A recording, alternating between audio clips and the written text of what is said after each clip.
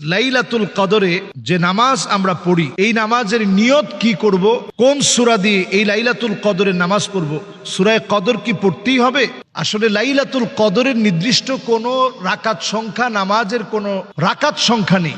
মাসনা মাসনা, দুরাকাত করে আমরা নামাজ পড়ব। এই নামাজের জন্য আলাদা কোনো নিয়ত নেই। নাওয়াইতু আন উসাল্লি লিল্লাহি তাআলা সালাতাল কদর, এরকম কোনো নামাজের নিয়ত নেই। তাহলে কি নিয়ত করব? আপনি যে দাঁড়াইছেন আল্লাহর কাছে, যে আল্লাহ আমি দাঁড়াইছি, বেজর রাত্রে কদর তালাশের জন্য আমি দাঁড়িয়ে গেছি। সাদ্দা মি'যারাহ, নবীজি নিজের কোমর বেঁধে ফেলতেন। ওয়া আইকাযা আহলাহু, পরিবারকে তিনি জাগিয়ে দিতেন। তাহলে এই রাতগুলো দাবি রাখে জাগ্রত হওয়ার, এই রাতগুলো দাবি রাখে আল্লাহর কাছে শেষ একেবারে রোনাজারি করার, শেষ আকুতি মিনতি পেশ করার একটা দাবি রাখে। এই সময়টা এত গুরুত্বপূর্ণ।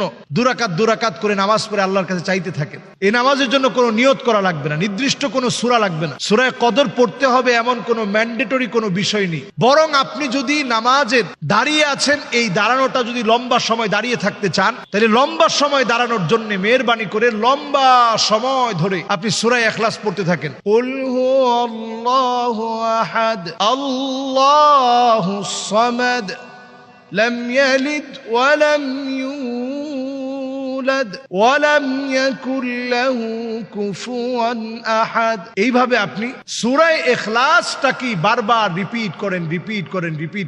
সূরা ইখলাস যদি আপনি বারবার রিপিট করে পড়েন, নামাজের কোনো ক্ষতি হবে না। দ্বিতীয় রাকাতেও যদি সূরা ইখলাস বারবার রিপিট করে পড়েন, নামাজের কোনো ক্ষতি হবে না। তাহলে আমরা পেলাম লাইলাতুল কদরের নামাজের ভিতরে কোনো নিয়ত লাগবে না। আপনি দাঁড়িয়ে যাবেন আল্লাহর জন্য, দুরাকাত করে পড়বেন। কেউ যদি 4 রাকাত পড়তে চায়, রাত্রিকালীন সময়ে সুযোগ আছে, ইসলাম নিষেধ করে না, 4 রাকাত পড়তে পারবেন। এরপরে আসি আর কি কি ইবাদত করতে পারি। দোয়া পড়তে পারি, আল্লাহুম্মা ইন্নাকা আফুউন তুহিব্বুল আফওয়া ফাআফু আন্নি। এই দোয়া আম্মা জান আয়েশা সিদ্দিকা রাদিয়াল্লাহু তাআলা আনহাকে নবীজি সাল্লাল্লাহু আলাইহি সাল্লাম শিখিয়ে দিয়েছেন। এই দোয়াটা আমরা পড়তে পারি। এরপরে আমরা কোরআনুল কারীম তেলাওয়াত করতে পারি, যেহেতু এটা আফদালুয যিকর তিলাওয়াতুল কোরআন, কোরআনের তেলাওয়াত সবচেয়ে বড় যিকর। এজন্য আমরা কোরআন তেলাওয়াত করতে পারি। কোরআন তেলাওয়াত আমরা করতে পারি। এই সময় কোরআন তেলাওয়াত করুন, কোরআনুল কারীম পড়েন, যত বেশি পারেন। যে সূরাগুলো মুখস্থ আছে সেগুলা পড়েন।